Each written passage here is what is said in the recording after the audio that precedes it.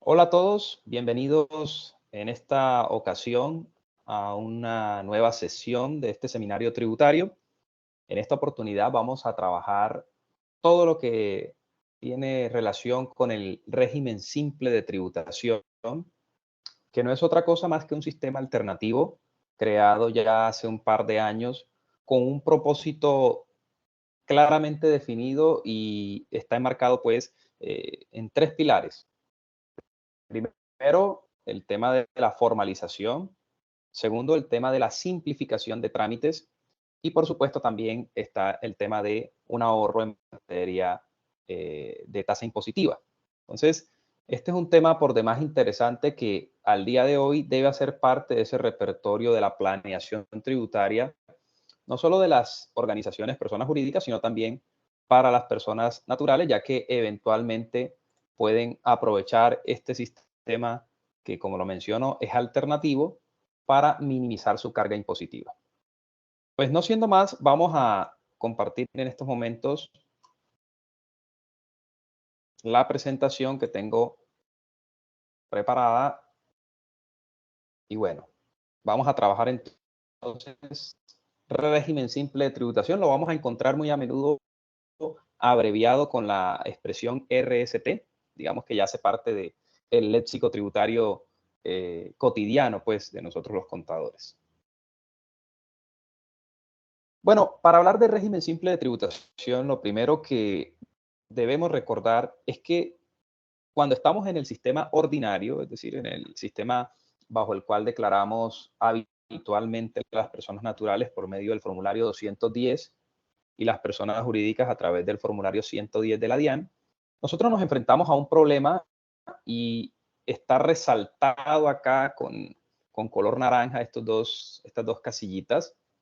¿Sí? Nosotros debemos hacer una depuración de nuestra renta líquida gravable y pues palabras más, palabras menos, ahí tenemos una especie de estado de resultados en el cual tomamos nuestros ingresos, le restamos nuestros costos, nuestros gastos o deducciones y llegamos a una utilidad que va a ser la base para calcular el impuesto. Sí, sí, hay rentas exentas, hay ingresos no constitutivos, pero a grandes rasgos esta es la depuración y el fundamento legal 26 del Estatuto Tributario. Pero el problema al que nos enfrentamos está aquí, en los costos y en las deducciones, porque casi que tendríamos que hacer una tarea maratónica a fin de poder entrar a desechar o a reafirmar la imputación de tales rubros en nuestra declaración de renta.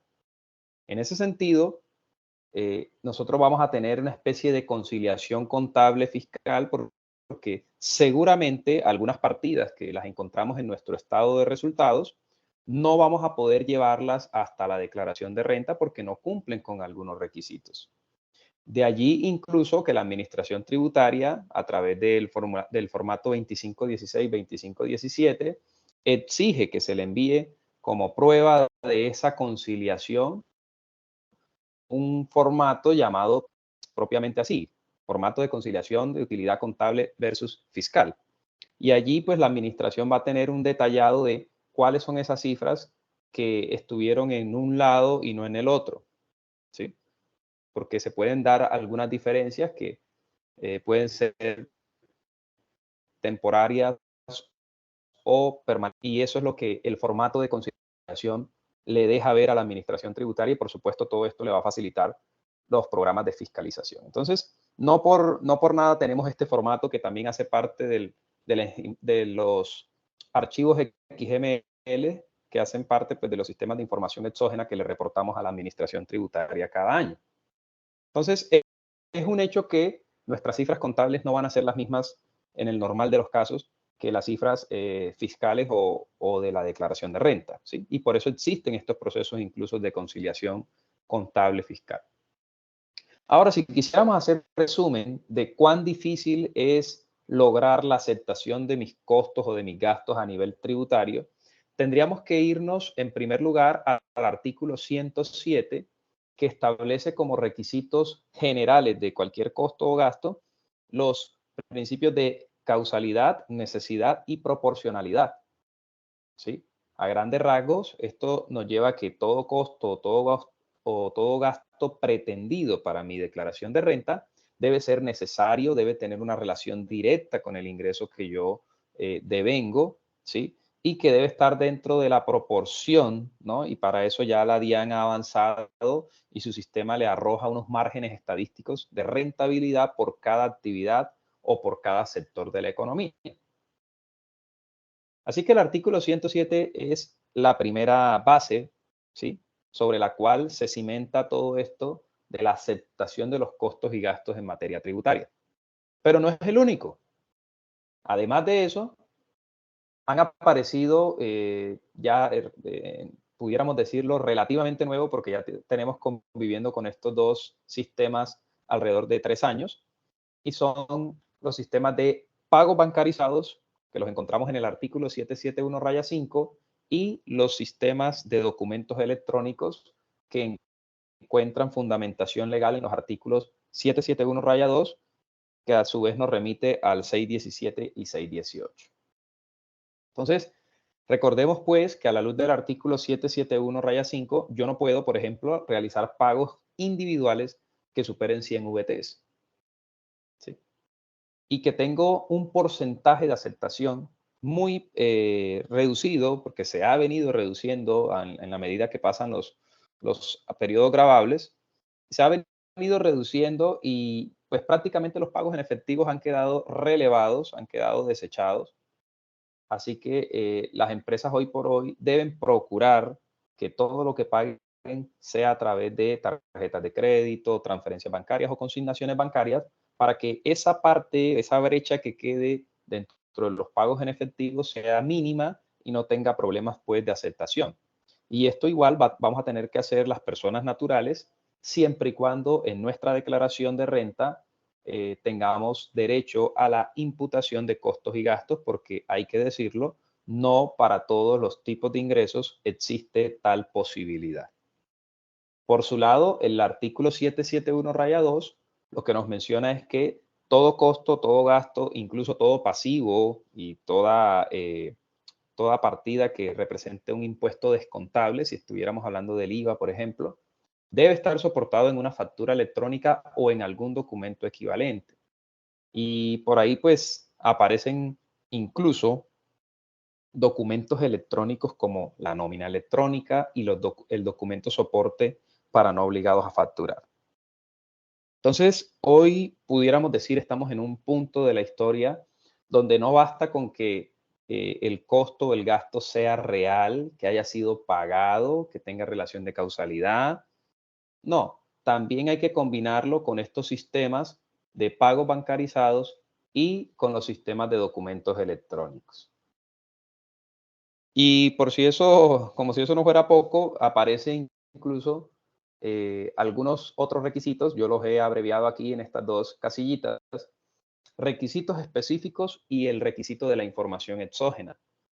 Hoy por hoy, a la luz del artículo 651, nosotros como contribuyentes, pues dependiendo si cumplimos ciertos requisitos, estamos obligados a reportarle al final de cada año todas las operaciones comerciales que hayamos realizado a la administración tributaria. Cuando me refiero a todas las operaciones, eh, aparecen una serie de formatos que hacen parte de esta información exógena y pues si uno lo revisa, queda nada o muy poco por fuera del alcance de este sistema de información exógena. Allí tenemos que reportar los ingresos que hayamos obtenido, los costos, los gastos que hayamos pagado, todo lo que gira en torno a la información de nuestros empleados y los gastos de nómina, todas las retenciones que hayamos aplicado, las que nos hubieran aplicado a nosotros, los IVA descontables, los IVA generados, las devoluciones en venta, la información de los socios, el saldo de las cuentas por cobrar, de las cuentas por pagar, incluso el saldo de las inversiones y de las cuentas bancarias, ¿sí? Entonces, realmente cuando vemos todo este mapa completo, decimos, bueno, realmente es una tarea bastante compleja lograr que todos nuestros costos y gastos sean aceptados o que por lo menos no tengamos riesgo ante una eventual fiscalización de que puedan ser rechazados. Entonces, ya tenemos claridad, por lo menos 6 aspectos que son fundamentales y aparecen también los requisitos específicos, ¿no? no podríamos incluirlos todos porque, como su nombre nos lo indica, son requisitos que hacen parte puntualmente de alguna partida que está referenciada en el marco legal. Solo por dar un ejemplo, el artículo 108 nos condiciona para que a la hora de incluir gastos de nómina, uno de los requisitos sea que estemos al día con el pago de la seguridad social y de los aportes parafiscales a través de las planillas de liquidación de aporte pila. Entonces, ese es un requisito específico que aplica puntualmente a todo lo que gira en torno a nuestros gastos salariales o de nómina. Otro requisito específico, por ejemplo, del artículo 115, que me permite deducir el 4 por mil el gravamen al movimiento financiero, pero no en su totalidad. Es un artículo que me lo limita, me lo condiciona al 50%. Entonces, hay requisitos que son muy puntuales y que habría que leerlos muy minuciosamente a fin de determinar si las aplican o no a cada rubro en particular. Ahora, estos requisitos no hacen acepción de personas, por eso mencionaba que esto no es una tarea simplemente para las personas jurídicas, sino que también cobija a las personas naturales. Entonces vemos acá que todos estos 7 recuadros que hemos estudiado aplican para aquellos que utilicemos el formulario 210, pero también para quienes utilicen el formulario 110, que pueden ser las personas jurídicas o, en el caso excepcional, de una persona natural que no sea residente fiscal a la luz del artículo 10 del estatuto. Entonces, tarea difícil, pues por supuesto que es una tarea difícil.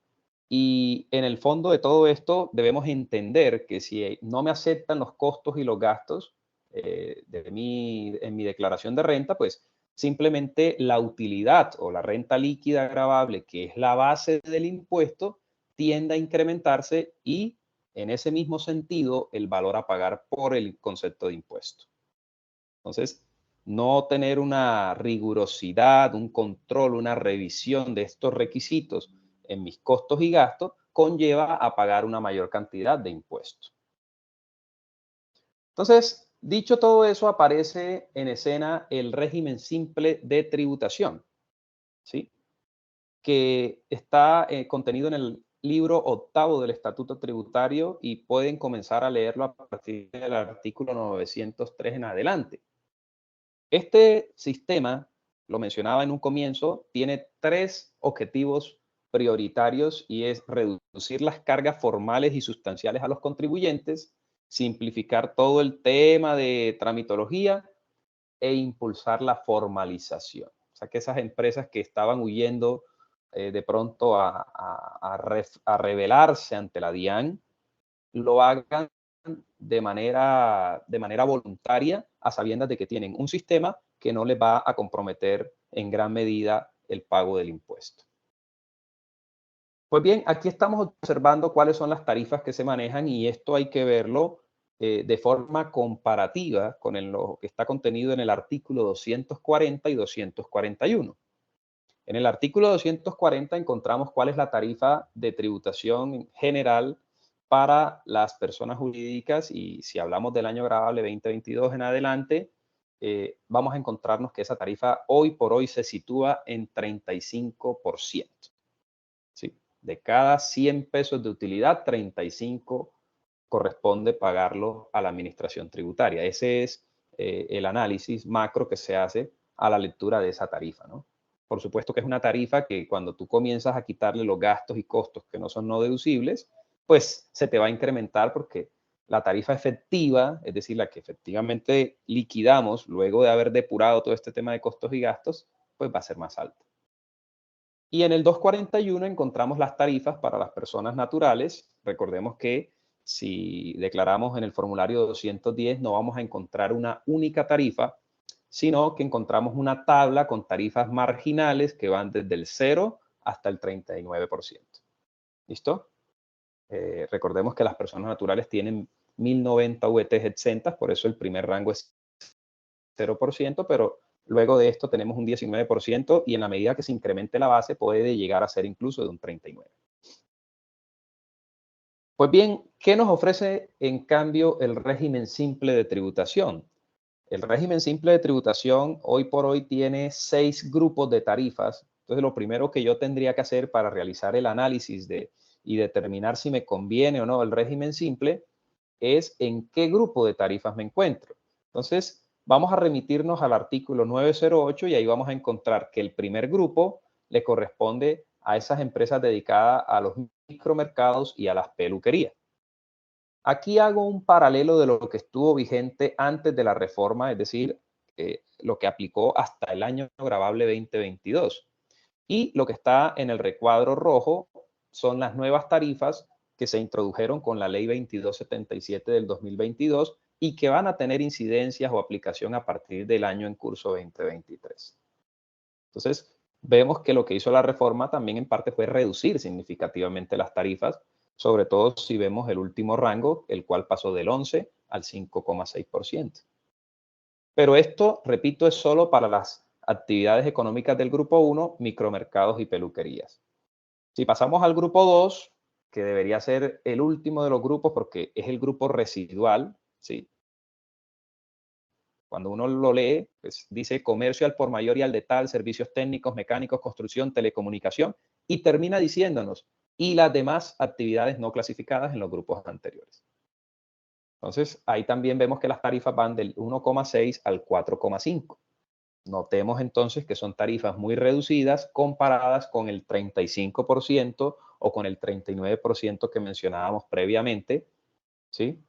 Aunque hay que advertir que estas tarifas, a diferencia del sistema ordinario, le son aplicadas a los ingresos brutos y no a la utilidad como tal. Entonces, a la hora de hacer el análisis, digamos, la simulación aritmética, el modelo matemático que utilicemos debe considerar esto. Las tarifas son mucho más bajas, pero la base a la cual se le aplica es más alta. Entonces, hay que hacer una simulación muy minuciosa y muy particular porque cada empresa manejará sus márgenes de rentabilidad y también, dependiendo del orden y la planeación tributaria que lleve, los costos y gastos van a ser más aceptados o por lo menos en mayor proporción en una empresa que esté mucho más organizada en ese sentido. Para el transporte y las actividades de restaurante también tenemos tarifas que van del 3,1 al 4,5. Miren que estas tarifas también pudiéramos decir son de cierto modo progresivas porque se van incrementando en la medida que el rango de ingresos anuales también lo hace.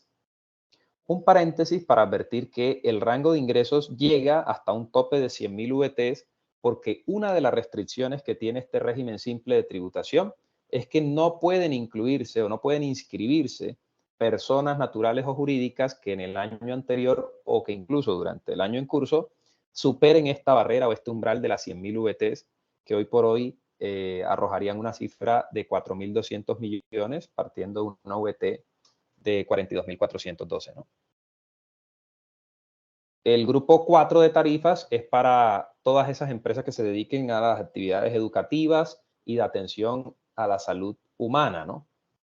Entonces, las tarifas vemos van del 3,7 al 5,9. No hay un comparativo porque este grupo se creó con la reforma tributaria del año 2022, lo que quiere decir que solo a partir del 2023 estas empresas podían, ¿sí?, acogerse o no tenían una tarifa, un rango de tarifas específicas, pero ya la tienen y va desde el 3,7 hasta el 5,9%.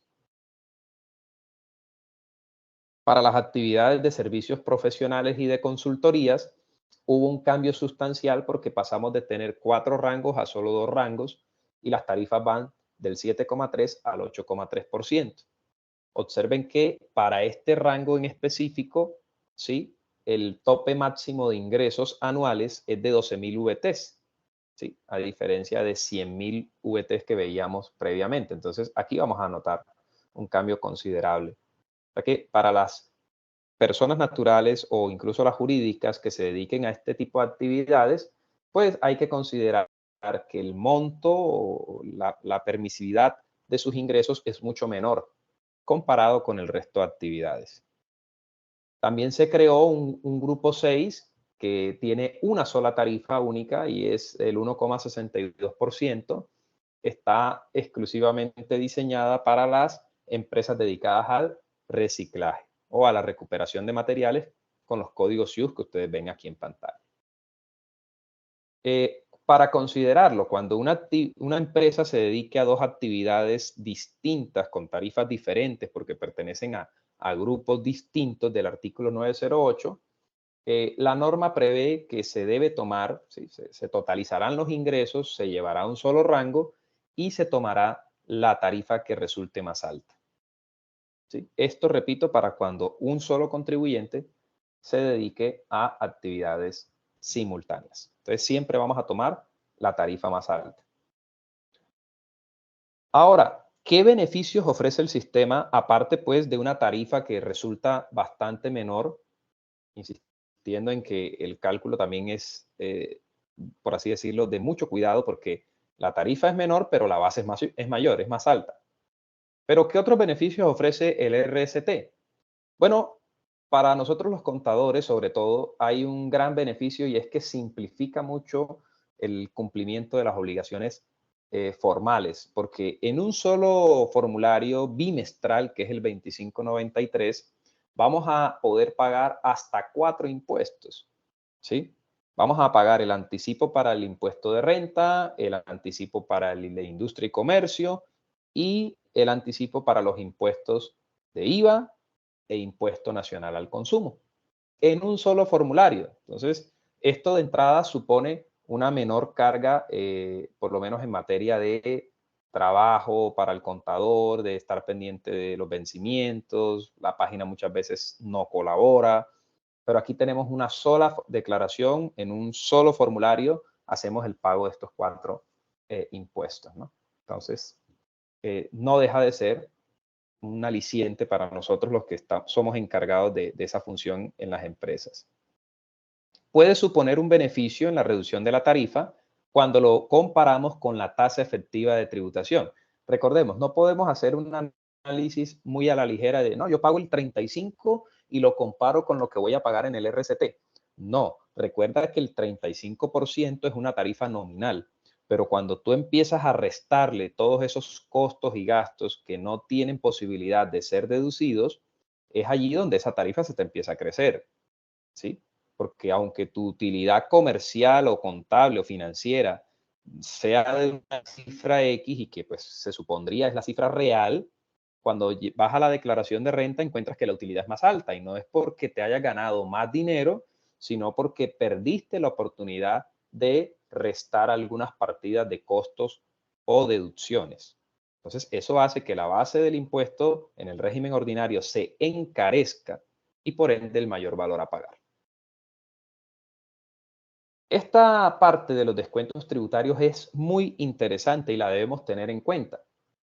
Aparece un descuento tributario que a mi modo de ver es la bandera, ¿no? Es la bandera del régimen simple de tributación, por así decirlo, porque se estableció en el parágrafo 4 del artículo 903 que todo lo que las empresas paguen por concepto de aportes a pensión de sus trabajadores se puede tomar como descuento tributario en el pago bimestral de estos anticipos del RCT. ¿Sí? Pues hay que advertir que este descuento se, digamos, enruta o se apunta directamente al anticipo de renta, porque el valor a pagar por ICA, IVA e impuesto al consumo no tienen ningún tipo de descuento. Pero en lo que tiene que ver con el impuesto de renta, que es el grueso, ¿sí? Es una garantía, es un beneficio que pues, hay que considerarlo definitivamente. Hoy por hoy las empresas deben asumir el 12% del valor del salario de un trabajador mensualmente. Y ya estamos hablando de que un salario mínimo en Colombia supera el millón de pesos, exactamente 1.160.000. Eso quiere decir que si habláramos de 1.000.000 de pesos para cerrar la cifra, mensualmente una empresa está pagando más de 120.000 pesos por cada empleado que se gane el salario mínimo. Entonces, bimestralmente son 240 por empleado. Y esos 240.000 terminan no como un gasto, no como una deducción, porque aquí no se habla de deducción. Aquí el impuesto se calcula sobre el ingreso y ya no hay necesidad de revisar qué tanto se le puede restar a esos ingresos. No, aquí es irrelevante, como lo mencionaré más adelante. Aquí lo interesante es que esto se va como descuento tributario, es decir, que disminuye directamente el valor del impuesto. Así que es un beneficio, pues, si hablamos de 240.000 pesos y es una empresa de 10 trabajadores, suponiendo que todos devenguen solamente el salario mínimo, estamos hablando de más de 2.400.000 pesos que yo puedo disminuir directamente del impuesto. Entonces, no deja de ser bastante atractivo, bastante notorio este beneficio, este descuento tributario que lo encuentras en el parágrafo 4 del artículo 903. Y en el artículo 912 también aparecen dos descuentos tributarios que los puedes revisar. Tienes a opción del contribuyente o el 0,5% de los pagos electrónicos que te hagan tus clientes. Esto aplicaría para las empresas que utilizan datáfonos o habilitan portales de pago para recibir el pago de estos clientes. O de manera alternativa, tienes el descuento tributario del 4 por mil, pero hay que advertir que este descuento tributario del 4 por mil no lo incluyeron dentro del formulario 2593, al igual que el 0,5% de los pagos electrónicos, con lo cual estos dos conceptos solamente los vamos a ver reflejados en la declaración anual consolidada del formulario 260, que es esa declaración que, su nombre nos lo indica, agrupa la información de los 6 bimestres que se declararon en el 2593. Entonces, tenemos dos descuentos tributarios. El primero de ellos es el aporte de pensión que hagamos a nuestros trabajadores y el segundo es una de dos opciones, el 0,5% de los pagos electrónicos que recibamos o el 4 por mil limitado a el cálculo de ese 4 por mil sobre los ingresos que declaremos en el bimestre. A mi modo de ver, el gran beneficio, además de la reducción en la tasa efectiva de tributación que podamos calcular, pero el gran beneficio, aparte de los que ya hemos visto, está aquí, en que para efectos de la depuración, bueno, es que no hay que hablar ni siquiera de depuración porque la base para el impuesto en el RST son los ingresos facturados. Y son ingresos que están plenamente controlados porque hoy por hoy las empresas facturan electrónicamente. Y de hecho, uno de los requisitos para pertenecer al régimen simple es que todos los ingresos sean facturados electrónicamente y con eso la DIAN tiene plena certeza y conocimiento en tiempo real de los ingresos que se generen para esta organización que pertenezca al RCT. Así que al no necesitar costos ni gastos, de hecho, cuando observemos el 2593 y el 260, nos vamos a dar cuenta que no existe una casilla, un renglón para incluir los gastos o los costos. Es que no es necesario. Entonces, al no necesitar la inclusión de costos y gastos, desaparecen una serie de requisitos como la factura electrónica para el soporte de ese costo, o el tema del RADIAN, el acuse de recibido, el documento de soporte electrónico, la nómina electrónica. Entonces, el pago bancarizado también incluso. Entonces, hombre, pues no es nada desconsiderable este beneficio que trae el RST. ¿Sí? Te quita un gran peso de encima. Quita un gran peso de encima. Bueno, creo que pasé por alto algo y me voy a regresar porque olvidé comentarles que en estas tarifas, para cada uno de los grupos, esta tarifa se llama tarifa consolidada. ¿Sí? Acá en el título lo menciono, tarifa de tributación consolidada. Se llama así porque dentro de este 7,3%, supongamos que esta sea la tarifa para una empresa ejemplo, 7,3%, está incluido el impuesto de industria y comercio que se le tenga que pagar a los municipios donde tú explotes las actividades económicas, pero también está incluido el anticipo para el impuesto de renta. Entonces, por eso se habla de tarifa de tributación consolidada. Esto, ¿por qué te lo menciono? Porque cuando hagas el análisis de si te conviene o no el RST, debes entonces colocar en la balanza, de un lado, lo que estás pagando con la tarifa efectiva de tributación en el impuesto de renta bajo el régimen ordinario, es decir, el que calcula el impuesto sobre utilidad. Pero también debes sumarle a este lado de la balanza lo que estás pagando por impuesto de industria y comercio, que es un impuesto, a mi modo de ver, bastante regresivo porque se aplica sobre el ingreso y no sobre utilidad. Pero es un impuesto que tú debes pagar también. En cualquier municipio donde estés explotando actividad económica, te vas a enfrentar al ICA, al impuesto de industria y comercio. Entonces, eso lo colocamos en una balanza, vemos cuánto nos da, Y del otro lado colocaríamos la tarifa del RCT, que como ya vimos, dependiendo de los grupos, pues es diferente, dependiendo del rango de nuestros ingresos también va a variar. Y a esa tarifa del RCT, pues a modo de ejemplificar un poco el modelo comparativo que podemos hacer, tendríamos que restarle los descuentos tributarios a los que tendríamos derecho, ¿sí? Y pues pensaría yo que el descuento del aporte a pensión siempre va a estar presente, porque ¿qué empresa no tiene un trabajador, por lo menos? ¿Sí? Entonces, ese es más o menos el comparativo que se tendría que hacer. ¿Qué otros beneficios nos ofrece el RCT? Cuando hablamos de impuestos descontables, y aquí nos estamos dirigiendo específicamente al impuesto sobre las ventas IVA, ¿sí? El artículo 771-5 nos da un porcentaje de aceptación del 40% por pagos en efectivo. Digamos, eso es lo máximo que me aceptan en impuestos descontables que se hayan pagado con ese medio, es decir, que no se hayan bancarizado.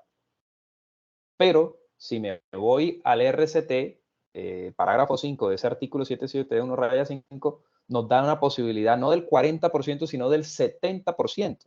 O sea que tiene una mayor aceptación los pagos en efectivo para efectos de poder descontar impuesto de IVA. Entonces, también es una gran ventaja. Aparecen también en el artículo 911 dos beneficios que también son bastante importantes, aunque son más de trámites y de generación de liquidez que cualquier otra cosa, y es las empresas del RCT no están obligados a actuar como agentes de retención y tampoco están sujetas a ser sometidos a retenciones en la fuente ni a autopracticarse autorretenciones. Lo único a lo que están sujetos es a la retención en la fuente a título de IVA, cuando vendan mercancías o servicios grabados a grandes contribuyentes o incluso a responsables de IVA, anteriormente régimen común. Ellos como compradores deben actuar como agentes de retención de IVA y ese sería un caso especial porque fuera de este, los únicos que actúan como retenedores de IVA son los grandes contribuyentes. Entonces, la única retención a la que están sujetos los contribuyentes que se inscriban al RCT es a la retención por IVA.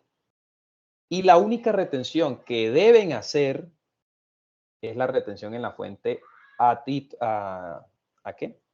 La retención en la fuente que tiene que ver con salarios, ¿sí? Por pagos salariales. Entonces, eso es lo único a lo que estarían sometidas estas empresas del RST.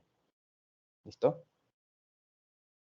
Entonces, miren que realmente son dos beneficios complementarios que, que van a ayudar o van a darle un tinte más llamativo a este sistema alternativo. Bueno, como alcancé a mencionarlo, si te inscribes en el RCT vas a convivir con dos formularios. Uno es el 2593, que es donde pagamos bimestralmente ese anticipo simple. Ahí vamos a pagar hasta 4 impuestos, ¿no?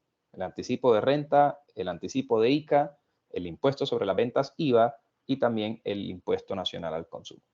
Pero una vez termine el año, por allá en el mes de febrero, vamos a tener que presentar una declaración anual que va a ser nuestra declaración de renta y que además se va a convertir también en nuestra declaración de impuesto de industria y comercio. O sea, el formulario 260 va a representar estas dos declaraciones, incluso también la de impuesto nacional al consumo.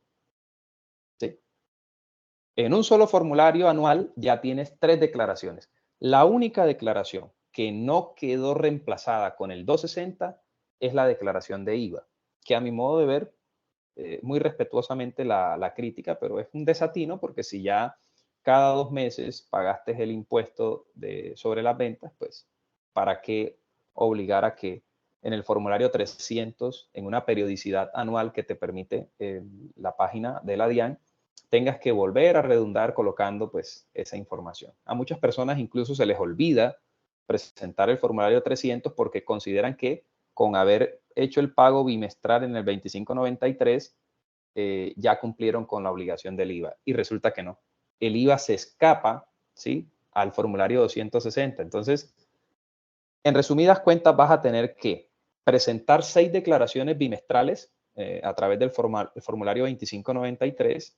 Ahí vas a pagar en calidad de anticipo. Esa no es la declaración como tal del impuesto, son anticipos. ¿Sí?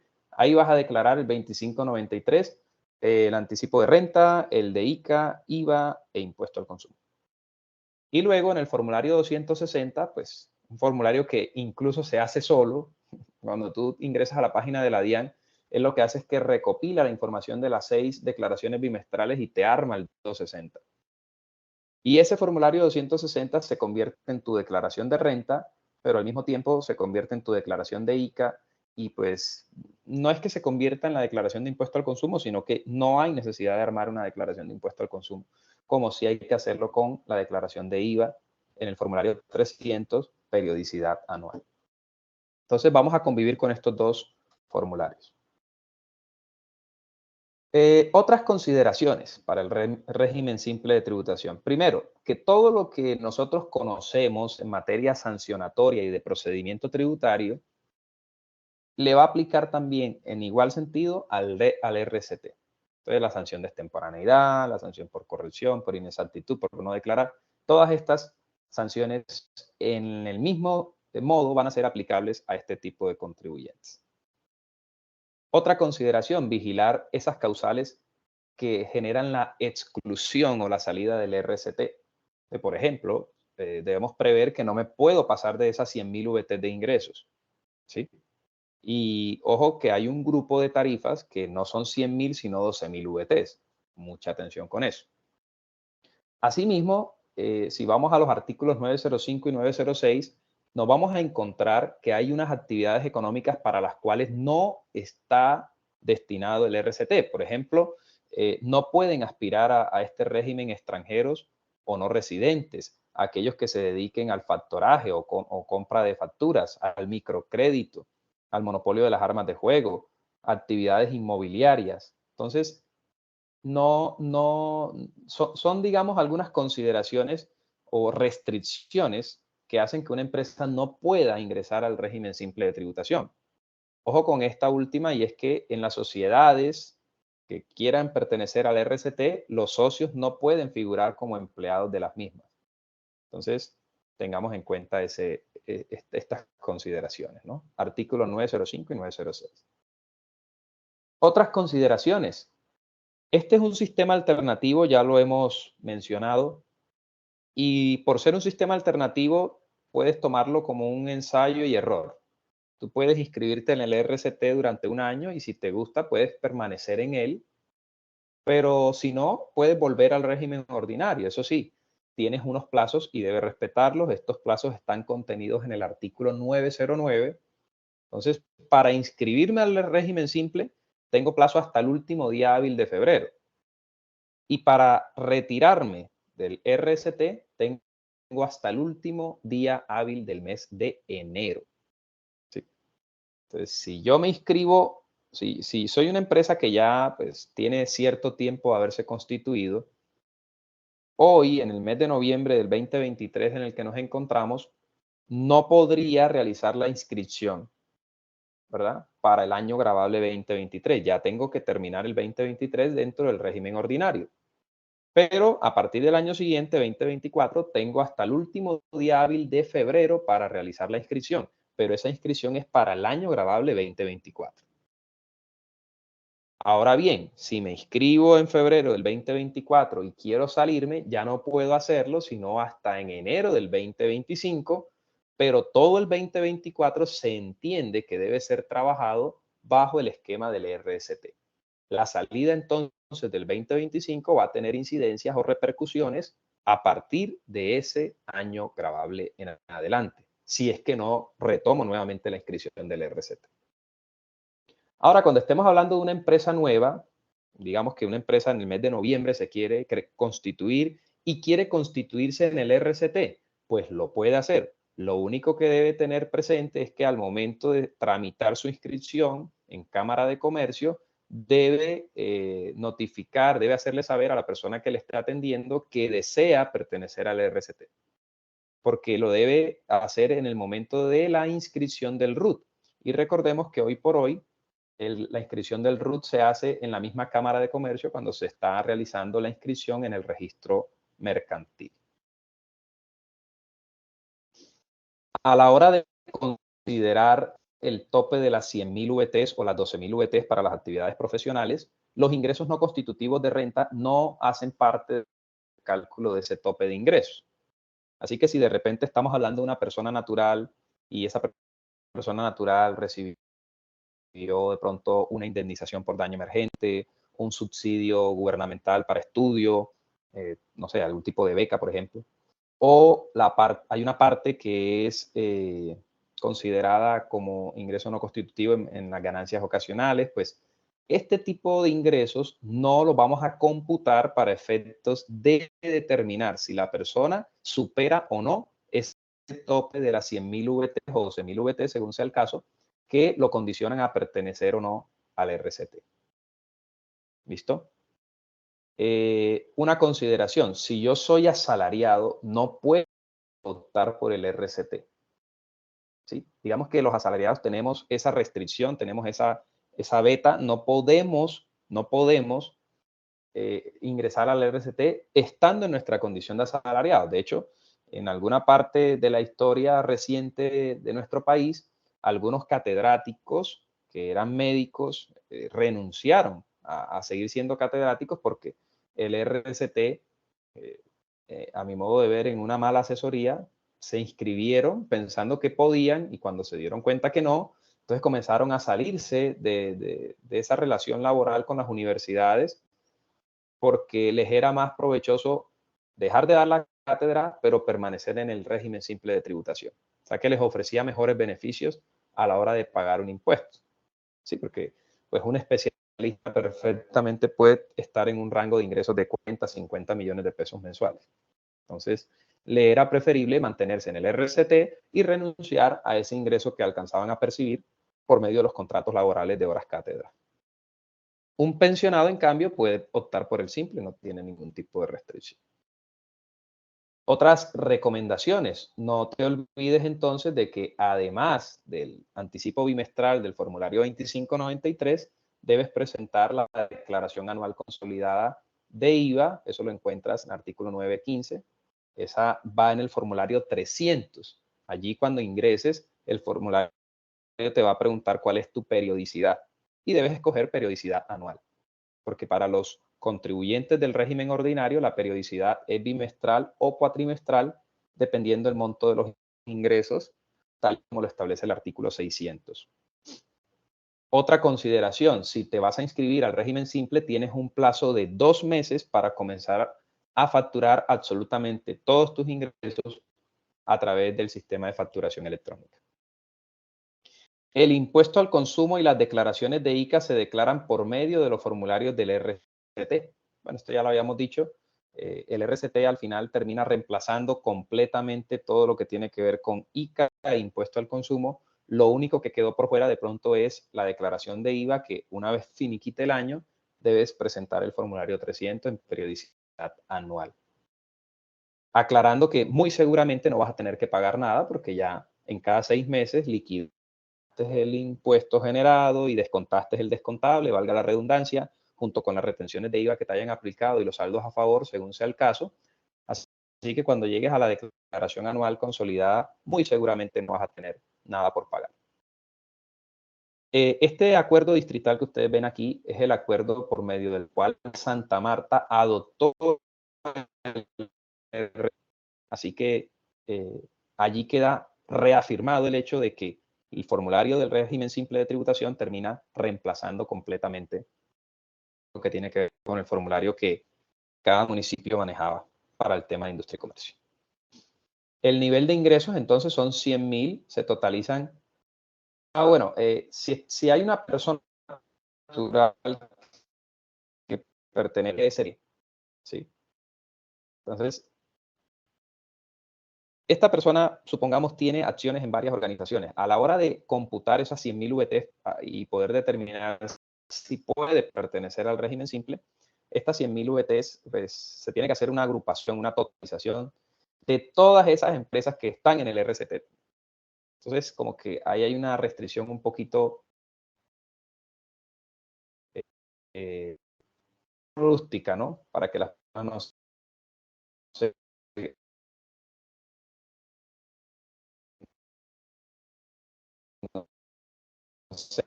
pasen de lista.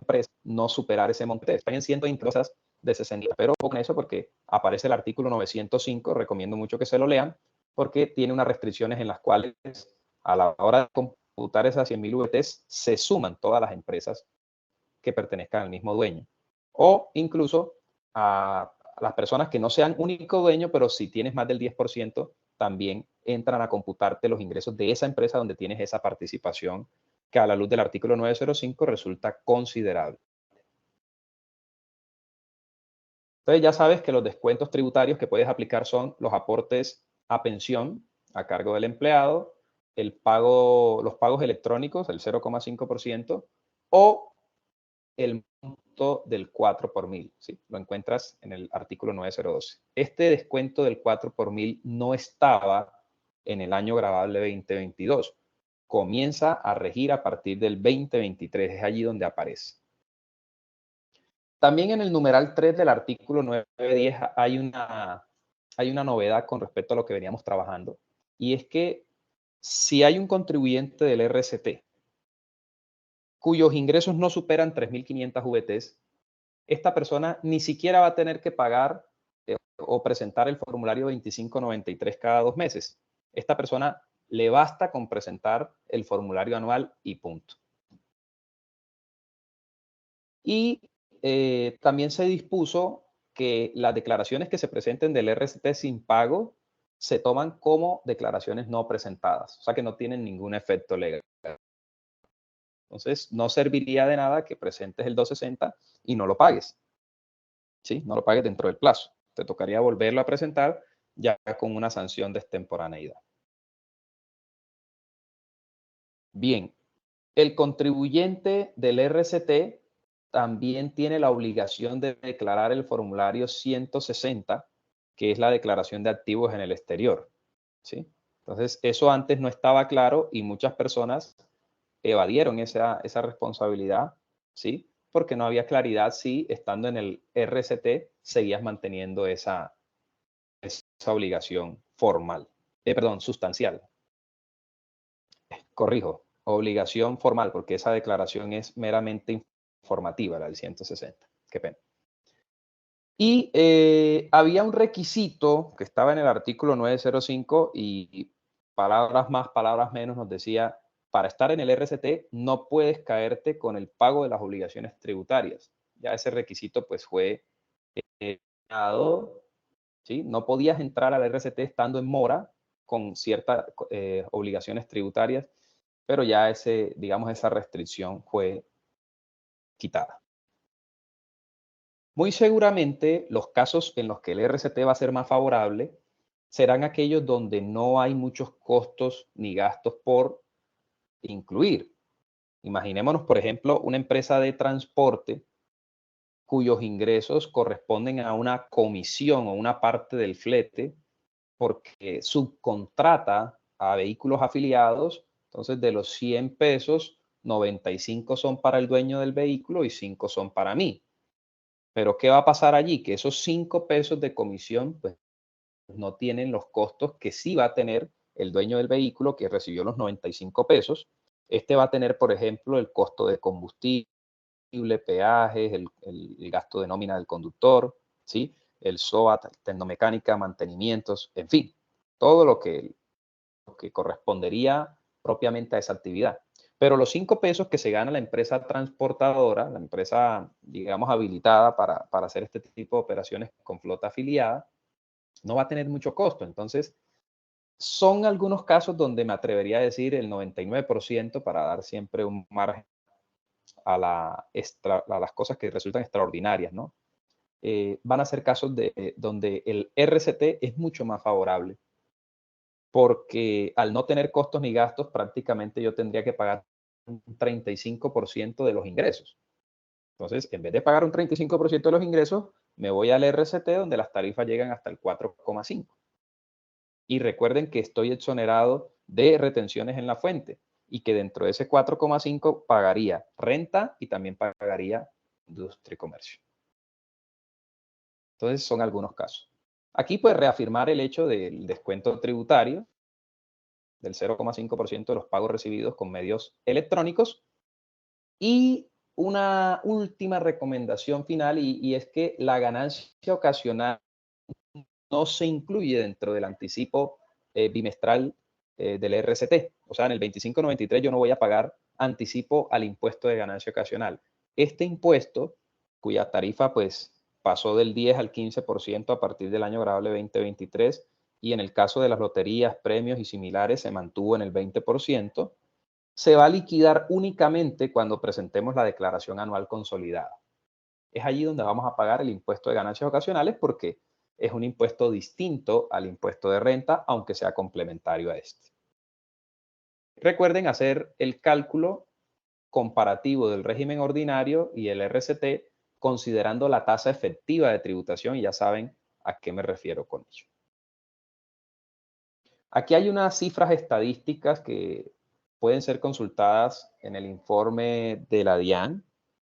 Vemos que en el 2023 ya tenemos 6.888 inscritos, ¿sí? Comparados con el mes de enero del año inmediatamente anterior, eran 5.521, lo cual nos indica, ¿sí? Nos indica que este sistema del régimen simple ha tenido éxito, a diferencia del monotributo, que fue su antecesor, que ese sí pues fue un fracaso total.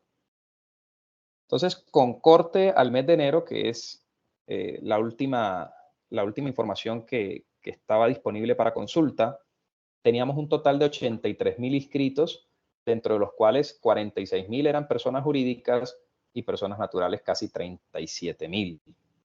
¿Sí? Tenemos un total de 83.000 inscripciones, y de estos 71.000 hoy todavía permanecen activos. Quiere decir que es un sistema en el cual la gran mayoría de personas que se han inscrito y que han llegado al RCT les ha gustado, les ha sido favorable y por consiguiente han permanecido. También es interesante ver cómo la DIAN, mediante este sistema, ha logrado, ¿sí? Ha logrado que de los 43.000 contribuyentes que optaron por el RST, ¿sí? No contaban antes con el RUT, ¿sí? O sea que ahí se está logrando uno de los propósitos del RCT, que era la formalización. Eran entidades que estaban en la clandestinidad, que estaban ocultos, estaban fuera del radar de la administración tributaria, porque les parecía muy costoso seguramente formalizarse y empezar a pagar impuestos bajo el régimen ordinario. Pero cuando les ofrecieron el RCT dijeron, bueno, esto como que nos pone a pagar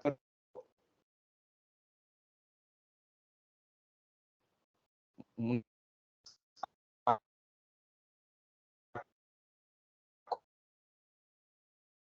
por más, todos los que dijeron resultaran ser contribuyentes que estaban de alguna manera fuera de esa órbita de la administración. Y aquí vemos algunos porcentajes de las actividades con mayor número de inscripciones, ¿no? Las que más pesan en ese conglomerado. Y encontramos allí las actividades profesionales, 18%, las actividades de comercializadora de eventos y reparación de 17%, las industrias manufactureras un 9%,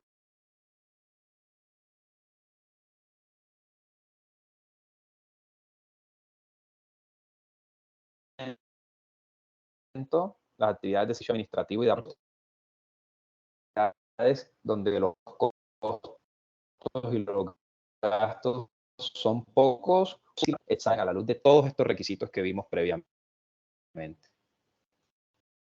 Seguimos con otras actividades como las de alojamiento y actividades de atención, que fue el grupo nuevo que se habilitó.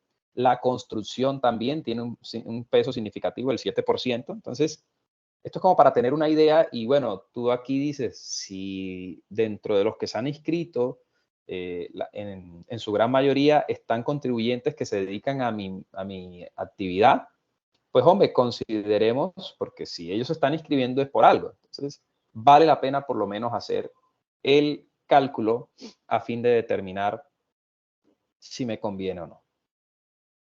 Por último, decirles que hay un micrositio de la página de la DIAN. Aquí pueden encontrar la dirección URL.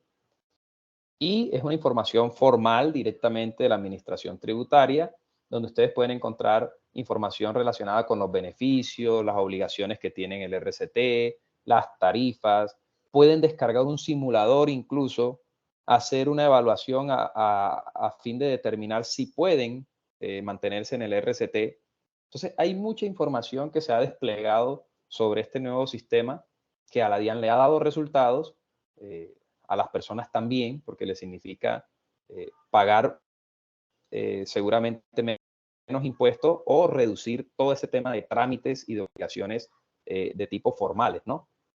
Entonces, ha sido un gana-gana porque el contribuyente en ese sentido tiene sus beneficios y la administración tributaria también, porque es un sistema que a la hora de fiscalizar, lo único que necesita la DIAN considerar son los ingresos, y los ingresos los puede consultar desde la comodidad de su escritorio, porque los ingresos hoy por hoy se facturan electrónicamente, y eso quiere decir que la administración los conoce en tiempo real.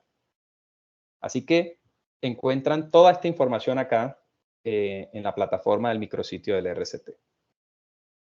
Y pues bueno, no siendo más, aquí terminamos con esta presentación. Espero que haya sido de gran ayuda. No me resta más que recomendarte consultar los formularios 2593 para que te vayas haciendo una idea de cuál es la información que allí se reporta. Y de igual manera, el formulario 260, que es la declaración anual, es decir, donde se recopilan todas estos 6 bimestres reportados en el 2593. Te vas a encontrar, como te lo mencionaba hace unos instantes, que en ninguno de estos dos formularios aparecen casillas de costos ni de gastos. Así que es un formulario bastante fácil de diligenciar y sobre todo considerando que en este formulario aparecen hasta 4 impuestos declarados, ¿no? Entonces, ahí lo vas a tener también a tu disposición. Yo te los voy a hacer llegar. Así como también te haré llegar esta plantilla en Excel, donde tú vas a poder consultar el rango de los ingresos bimestrales y anuales, ¿sí? Por cada grupo de actividad económica, a fin de determinar cuál es la tarifa que te corresponde. Por ejemplo, vas a encontrar en el grupo 1, que es el de las tiendas y de peluquerías.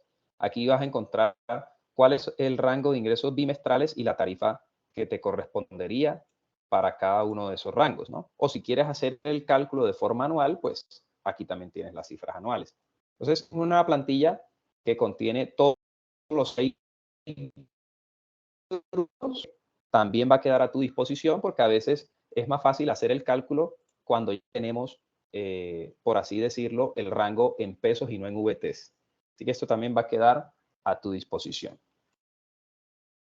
Bueno, pues muchísimas gracias por acompañarme. Nos vemos entonces en una nueva oportunidad. Espero que todo este material haya sido de gran ayuda para ti. Un saludo muy especial y nos vemos en una próxima.